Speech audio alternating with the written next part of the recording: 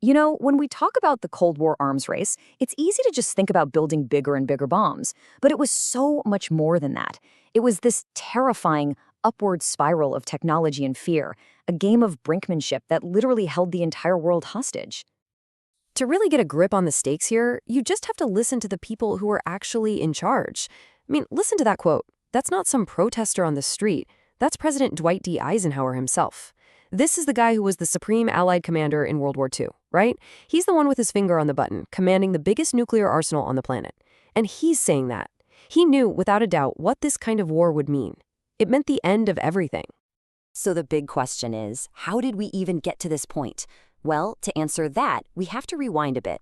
Let's go back to 1945, right at the dawn of the atomic age. Back then, only one country on Earth held this terrifying new power, a complete monopoly. Okay, so look at this timeline. What's absolutely shocking here is the speed. The US thought, they figured they'd have this nuclear monopoly for years, maybe even a decade. But nope, it was shattered in just 4 years. By 1949, with a little help from some spies, the Soviet Union tests its own atomic bomb. For the American public, this was a massive shock. You could almost hear the starting gun for the arms race go off right then and there. Now, you'd think, logically, that having two nuclear powers would kind of create a stalemate, right? A balance. But it did the absolute opposite.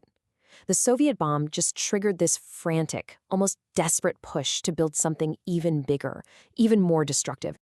And this reaction is just so crucial to understanding the whole thing. Instead of hitting the brakes and looking for some stability, President Truman's response was to floor it, to just leapfrog the competition. The goal wasn't to be equal, no. The goal was absolute, unquestionable superiority.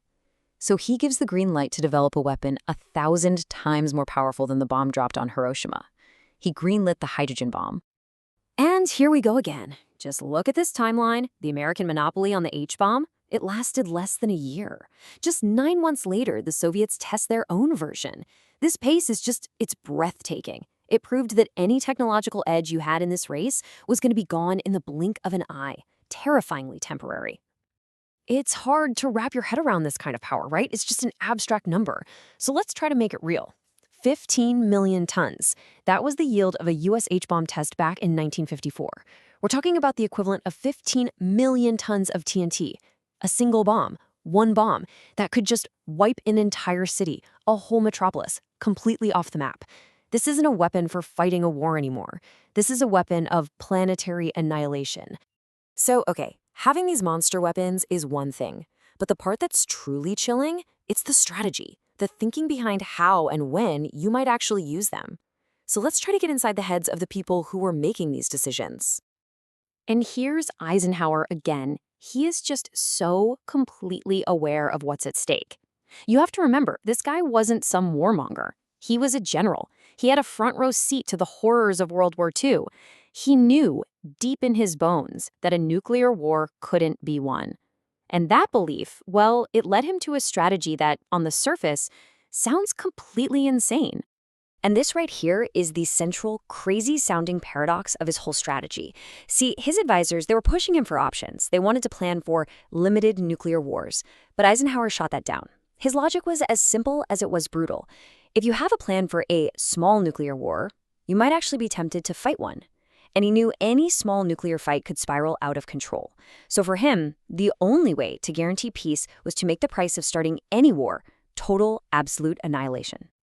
All right, let's look at the two guys at the top. On one side, you've got Eisenhower, supremely self-confident, the old general. He saw his nukes as a great equalizer, a way to make up for the fact that the Soviets and Chinese had way more soldiers. Then, on the other side, you've got Nikita Khrushchev, the Soviet premier. And he was kind of the opposite, aggressively insecure, always boasting. For him, nuclear weapons were a megaphone, a way to shout about his strength, to cover up his country's very real weaknesses. You put these two clashing personalities in a room, and man, you're just pouring gasoline on a fire. So just when the world was trying to come to terms with how big these bombs were getting, something happened. A single event that completely shifted the focus of the arms race. It wasn't about the size of the bang anymore. Now it was all about the speed of delivery. It was just this tiny, beeping metal ball orbiting the Earth, Sputnik. And it changed everything. But why? Why was a little satellite so scary? Because the rocket that launched it into space was an ICBM, an intercontinental ballistic missile. And that meant, for the very first time in its history, the American homeland was vulnerable. That little beep, beep, beep coming from the sky was a constant, terrifying reminder that a Soviet missile could hit any city in the US in about 30 minutes.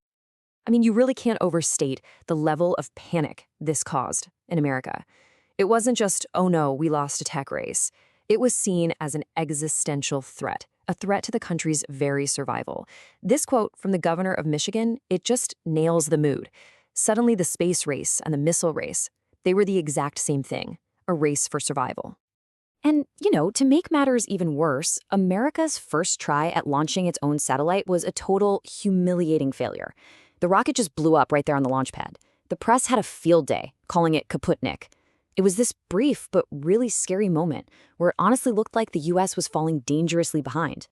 So all this fear, this sudden feeling of being second best in technology, it all gave birth to one of the biggest and most important myths of the entire Cold War, the idea of the missile gap. And to get why this myth took hold, you have to understand Khrushchev's favorite strategy. It's a concept called Potemkinism. And really, it's just a fancy word for a giant bluff. The idea is you build just a few really impressive things, and then you brag like you've got thousands more hiding just out of sight. You create this powerful illusion of strength. And Khrushchev? Oh, he was a master of this. He famously bragged that the Soviet Union was churning out missiles like sausages. At military air shows, they'd literally fly the same small group of bombers past the viewing stands over and over again after quickly repainting the numbers on their tails, all to make the Soviet Air Force look huge. It was pure theater, but boy, did it work. But here's the reality. Let's look at the actual numbers from around 1961. Once the U-2 spy planes started flying, the truth came out.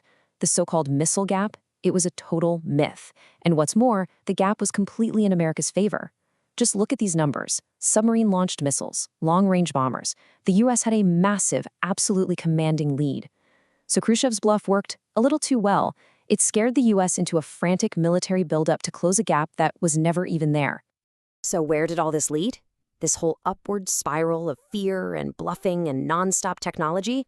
Well, it led to a really grim, really paradoxical, but in a weird way, surprisingly stable new reality. A reality we came to call mutually assured destruction. And nobody put it better than Winston Churchill. He said it wasn't a balance of power anymore. It was a balance of terror. And he was spot on. It didn't really matter which side was stronger, because both sides were more than strong enough to destroy the other. The only thing keeping the peace was a shared, overwhelming fear. And yeah, this balance of terror got a name: mutually assured destruction. And the acronym couldn't be more perfect: MAD. The logic is as simple as it is completely insane. The idea was that both sides had so many weapons hidden on land, in the air, deep under the sea, that a successful surprise attack was impossible. No matter who fired their missiles first, the other side would always have enough left to fire back and guarantee the total, complete annihilation of the attacker. And that leaves us with the ultimate mind-bending paradox of the entire arms race. With weapons this powerful, was the goal really to win a war? Or was it to prevent one from ever beginning? For the very first time in human history, the most powerful weapons ever invented were being built for one reason: to make sure they were never used, creating this strange, terrifying kind of peace that was built entirely on the promise of total destruction.